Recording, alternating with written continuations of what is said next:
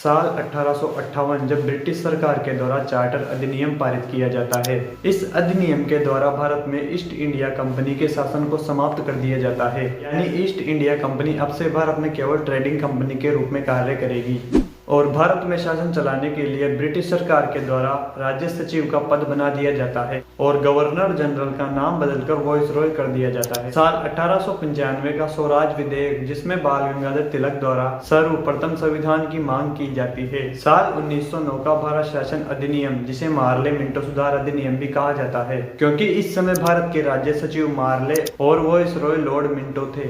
इस अधिनियम के द्वारा मुसलमानों को वोट डालने का अधिकार दिया जाता है। फिर साल 1918 में राज्य सचिव मोंटेग्यू और वाइसरॉय चेम्सफोर्ड के द्वारा एक रिपोर्ट जारी की जाती है, जो भारत शासन अधिनियम 1919 का आधार बनती है और इस कारण इस अधिनियम को मोंटेग्यू चेम्सफोर्ड अधिनियम भी कहा जाता है और इस अधिनियम को भारत में साल 1921 में लागू कर दिया जाता है। इस अधिनियम का उद्देश्य भारतीय लोगों को शासन में शामिल करना था और इस अधिनियम ने भारत में कुछ समय के लिए तनावपूर्ण वातावरण को समाप्त कर दिया था।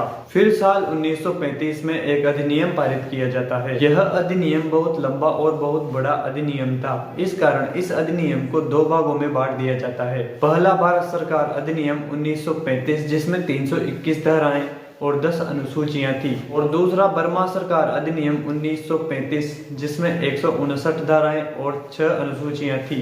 साल 1936 में कांग्रेस के लखनऊ अधिवेशन में पंडित जवाहरलाल नेहरू संविधान सभा की मांग को उठाते हैं और भारत शासन अधिनियम 1935 को खारिज कर देते हैं, क्योंकि यह अधिनियम भारतीयों की इच्छा के विरुद्ध था।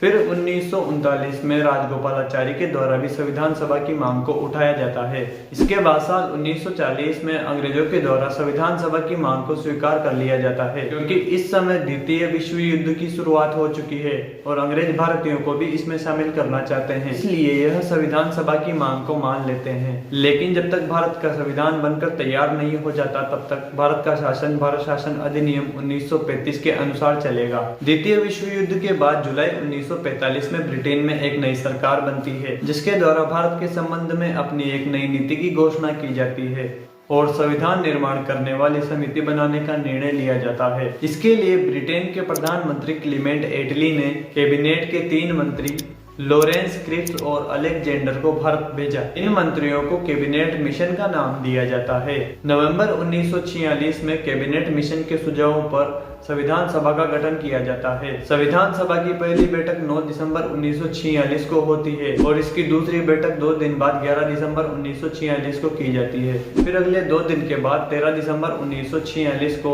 संविधान सभा की तीसरी बैठक होती है, जिसमें पंडित जवाहरलाल नेहरू के द्वारा एक उद्देश्य प्रस्ताव रखा जाता है, जिसके आधार पर संविधान की प्रस्तावना बनाई जाती है। संविधान सभा के द्वारा संविधान निर्माण के लिए 22 समितियों का निर्माण किया जाता है, जिसमें से प्रारूप समिति सबसे महत्वपूर्ण समिति थी।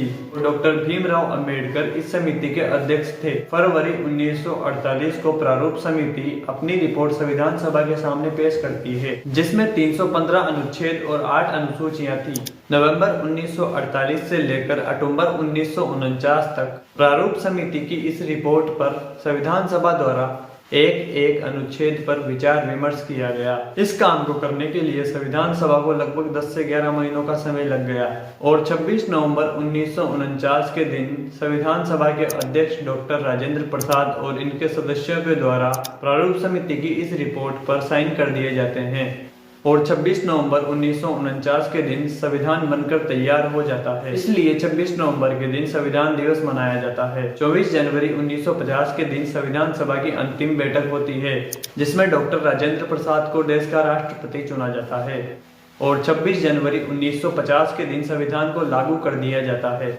और इस तरह भारत का संविधान तैयार किया जाता है। संविधान को बनाने में संविधान सभा को 2 वर्ष 11 महीने और 18 दिनों का समय लगा है और संविधान को बनाने में संविधान सभा को कुल 64 लाख रुपए का खर्चा आया है।